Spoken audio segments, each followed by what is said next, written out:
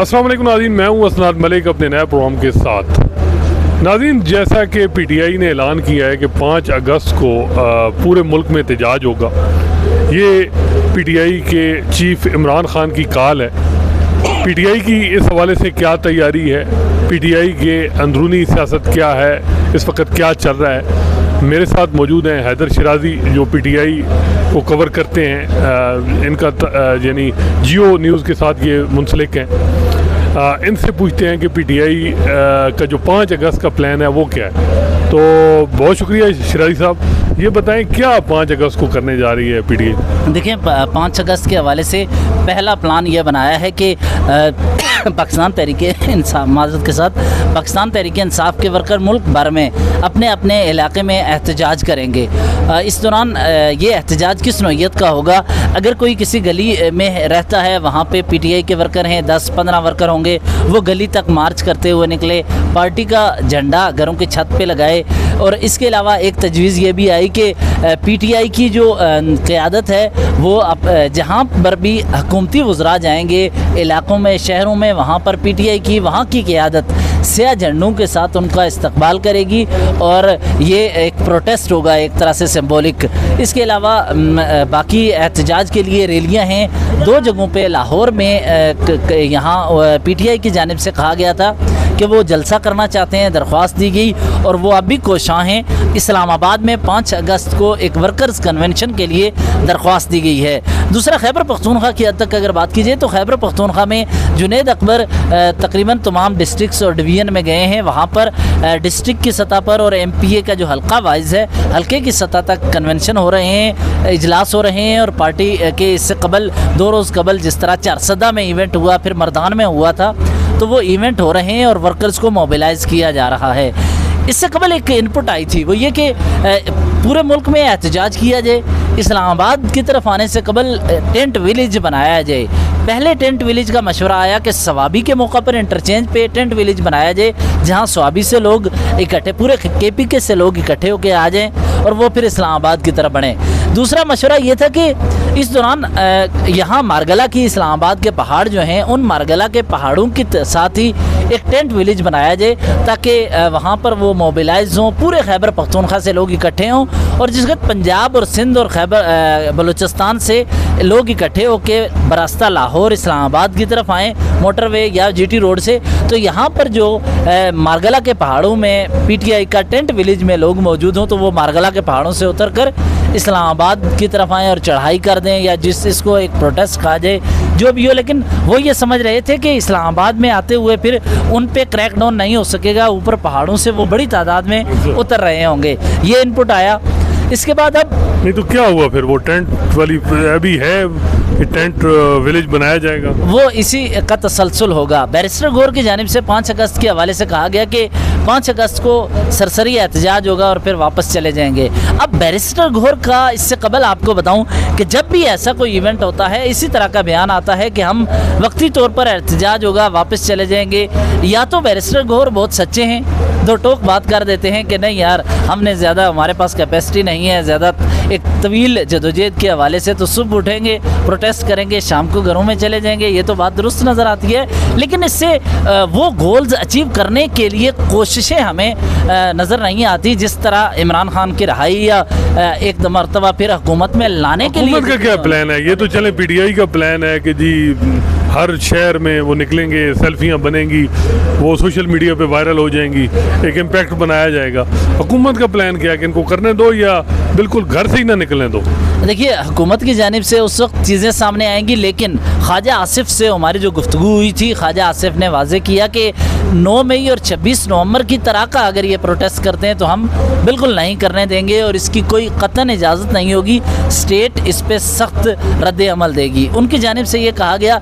दूसरा, राना सनाउल्लाह ने भी कहा था जब इमरान खान के बेटों के आने के हवाले से, उन्होंने कहा था हम उनको इजाज़त देंगे लेकिन पुरअमन एहतजाज का इन्हें हक दिया जाएगा। लेकिन एक और इस दौरान बात क्लियर करनी ज़रूरी है कि हुकूमत की जानिब से ये ऐलानात तो किए जाते हैं, लेकिन अमली तौर पर जब पीटीआई के रहनुमा या वर्कर्स या इनकी जानिब से तंजीम दरख्वास्त देती है कि हमें एहतजाज के लिए कोई जगह फराहम करें, हमें एहतजाज करने दिया जाए, तो एहतजाज नहीं होता। तक इस्लामाबाद में जो G8 में पीटीआई का ऑफिस है उसको भी बंद किया हुआ है, इसलिए कि वो ओपन नहीं हो सकता, वो सील है। तो ये जो हुकूमती दावे हैं मेरी नज़र में वो हक़ाइक़ के बरक्स हैं, क्योंकि वो कह देते हैं मीडिया पर आकर कि इनको एहतजाज की इजाज़त है, लेकिन अमली तौर पर जिस वक्त ग्राउंड सिचुएशन देखते हैं पीटीआई के जो ऑफिसेज हैं वो बंद हमें नज़र आते हैं, उनको मोबिलाइज होने का मौका या वर्कर कन्वेंशन का मौका नहीं दिया जाता। हद तो ये है कि आपके सामने हम जहाँ अपोजिशन इत्तेहाद की कॉन्फ्रेंस में हैं, ये टुलिप होटल में कॉन्फ्रेंस होनी थी, वहाँ इजाज़त नहीं मिली, तो इस तरह ये रास्ते बंद किए जाते हैं, इस तरह रुकावटें डाली जाती हैं। लेकिन दावों से हटकर अमली इक़दाम की बात कीजिए हुकूमत की, तो वो सख्त क्रैकडाउन का फैसला कर रही है और वज़ीर-ए-आज़म की ज़ेर सदारत इजलासों में भी इस हवाले से अमन व अमान की सूरत हाल बरकरार रखने का फैसला करते हुए कहा गया है कि किसी भी शख्स को मुल्क के अमन व अमान की सूरत हाल को ख़राब करने की इजाज़त नहीं दी जाएगी। शिराई साहब ये बताएं कि कोई बैक चैनल पीटीआई और एस्टेब्लिशमेंट के या हुकूमत के कुछ मामलात कुछ कंटेक्ट हुए हैं, या कोई बिल्कुल रब्ता है ही नहीं, कोई बिल्कुल कट ऑफ है? ये बिल्कुल कोई दावा कहे कि हमारा बिल्कुल रब्ता नहीं है, ये झूठ है। मिलिट्री एस्टेब्लिशमेंट ताकतवर हलकों और मौजूदा हुकूमत में मौजूद शख्सियात के साथ पीटीआई के रहनुमाओं के ओहदेदारों के राब्ते हैं, और ये बाज़ औक़ात रोज़ाना की बुनियाद पर राब्ते होते हैं, बाज़ इशूज़ बेस राब्ते होते हैं, और इस हवाले से मुख्तलिफ मौक़ों पर जब जब पीटीआई ने एहतजाज किया, ये राब्तों में तेज़ी आई और एक दूसरे के साथ मुकम्मल मुशावरत से चंद अफराद ने प्लान भी बनाया कि हम चीज़ों को लेकर एहतजाज को ज़्यादा आगे नहीं बढ़ेंगे, रेड लाइन क्रॉस नहीं करेंगे, इस तरह की बातें होती रही हैं। लेकिन इमरान खान की रिहाई के लिए कोई बातचीत एस्टेब्लिशमेंट से हो रही है कि कोई नहीं पीटीआई की?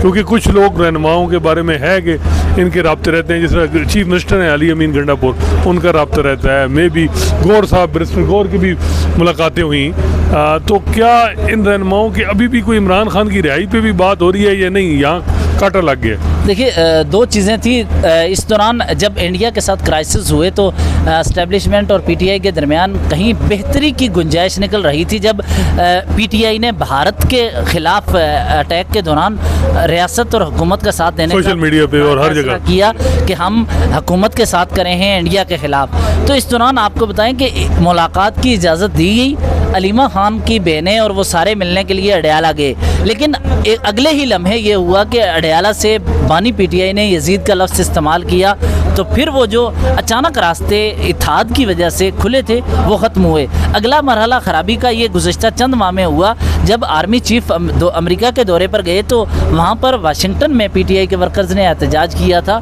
जिसकी वजह से जहाँ थोड़ी सी स्पेस मिल रही थी वो स्पेस खुद ख़त्म की और बिल्कुल बड़ा नो लग गया था इनके उस पर बातचीत पे। ये जो बुशरा बीबी की रिहाई, इमरान खान बज़ाहिर ये लग रहा है कि जो फ्रस्ट्रेट नजर या गुस्सा उनको है वो ये है कि जी बुशरा बीबी की को केस उनका बनता है इस्लामाबाद हाई कोर्ट में, वहाँ नहीं लगाया जा रहा, उनको पाबंद सलासल, तो को बुशरा बीबी की रिहाई से मामला ठीक हो सकते हैं? को उस तरफ है मामला या नहीं? उस तरफ भी काटा है कोई? नहीं होगा, नहीं है चीज़ें। या इमरान खान को अपनी ट्यून, कुछ लोग कहते हैं कि ट्यून जो सख्त है वो उसको नरम ट्यून अपनी करनी पड़ेगी और डायरेक्टली अटैक एस्टेब्लिशमेंट और फील्ड मार्शल के खिलाफ ख़त्म करना पड़ेगा, फिर ही को बात है। देखिए, ये जो इमरान खान का लहजा है, ये लहजा कुछ हासिल करने के लिए लहजा है, ये लहजा आज़ादी के लिए या रहाई के लिए नहीं है।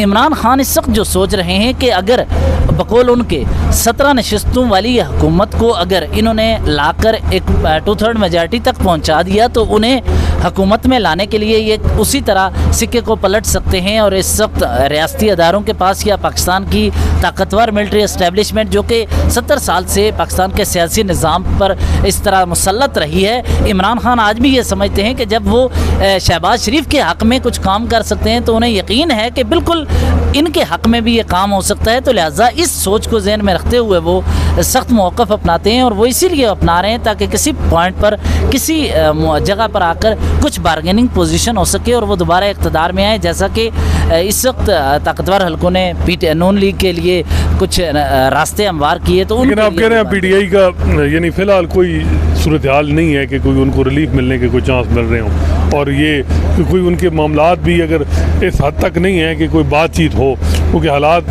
साजगार नहीं है। ये बताएं कि ये जो पीटीआई में सज़ाएं हो रही हैं इस हवाले से क्या अमल है? पीटीआई कोई असम्बलियाँ छोड़ देगी या असम्बलियों के साथ में ही रहेंगे लोग जो बच गए हैं? क्योंकि 10 से ज़्यादा लोग जो हैं वो नैल हो गए हैं और भी नैल होने हैं। बताया जा रहा है 42 टोटल, जो बैरिस्टर गौर ने बताया था कि 39 लोग हमारे जो हैं वो नैल हो सकते हैं। तो पार्टी ये जो पीटीआई है ये निकलेगी पार्लियामेंट से या नहीं? ये बैठे रहेंगे नेशनल असम्बली खुसूसन? देखिए, इमरान खान ने मुतअद्दिद मरतबा हम सहाफ़ियों के साथ गुफ्तगू करते हुए पार्लियामेंट से निकलने को अपनी गलती करार दिया था।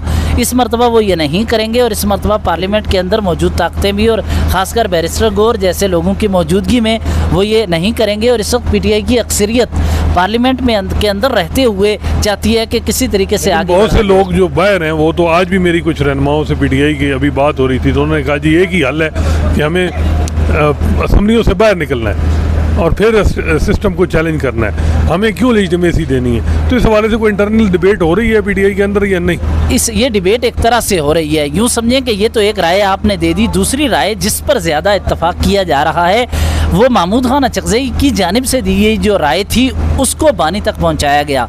वो राय ये थी कि पार्लियामेंट के अंदर जिन कमेटियों की सरबराही पीटीआई के पास नहीं है उन कमेटियों से इस्तीफ़ा दे दिया जाए।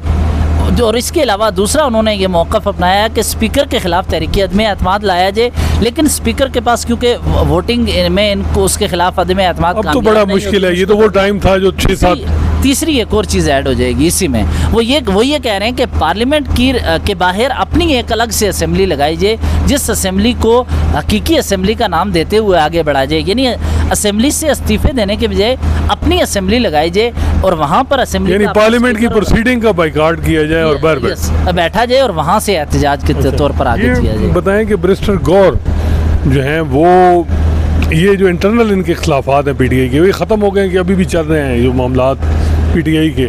क्योंकि केपी पीटीआई डिफरेंट सोच है, पीटीआई पंजाब डिफरेंट सोच है, पीटीआई पंजाब में भी ग्रुप हैं। ये इख्लाफात इनकी क्या पोजीशन है कि अभी, क्योंकि ये जो कन्विक्शन हो रही हैं कोई इत्तेहाद बन रहा है या मज़ीद इख्लाफ बनेगा?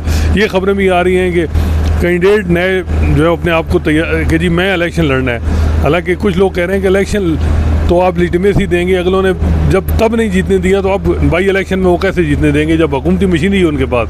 तो क्या इंटरनल क्या चल रहा है, मतलब इख्लाफात कम हुई हैं या नहीं? पीटीआई के रहनुमा पॉलिटिकल प्रोसेस में इन्वॉल्व होंगे और ये जो इलेक्शन का प्रोसेस है उसमें हिस्सा लेंगे, इन्होंने खुद फैसला किया है। दूसरा ये कि अक्सर लोगों की राय ये भी है, आपने जो जिक्र किया मुतअद्दिद और सीनियर संजीदा रहनुमाओं की यही राय है जो आपने कही, लेकिन जो फैसला साज जो लोग हैं इन्हीं में वो ये समझते हैं कि हमने इस मुकाबला करना है चाहे जिस तरह भी सिचुएशन हो, लेकिन हमने हर सूरत मुकाबले के अंदर रहना है, उधर से आउट नहीं होना।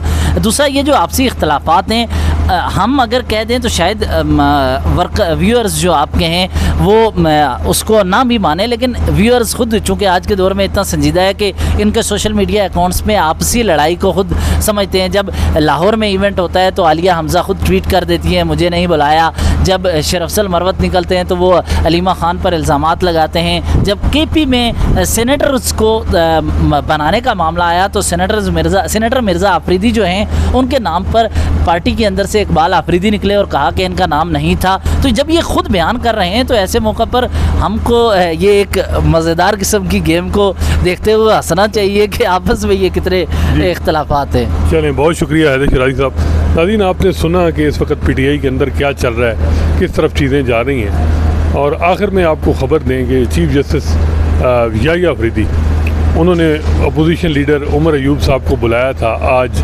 बरोज़ जुम्मा को मुलाकात के लिए पेशावर, लेकिन उन्होंने कल पीएस के ज़रिए बताया कि जी मैं नहीं मिल सकता। ये ख़बर तो आपसे पहले भी शेयर कर चुके हैं, लेकिन ख़बर ये है कि कुछ दिन पहले बैरिस्टर गौर जो पीटीआई के चेयरमैन हैं उनकी चीफ जस्टिस याहिया अफरीदी से मुलाकात हुई। उन्होंने मुलाकात में यही जो कंसर्न थे कि 9 मई के मुकदमात में इनमें हमें फ्री एंड फेयर जो है वो फेयर ट्रायल के तकाजे नहीं पूरे हो रहे, हमें रात को 2-2 बजे तक प्रोसीडिंग चल रही है, ये सारी चीज़ें उन्होंने चीफ जस्टिस के सामने रखी हैं। बैरिस्टर गौर ने मुलाकात की है, ये कन्फर्म है। और आगे से चीफ जस्टिस साहब ने कहा कि मैं इस हवाले से कोशिश करूँगा।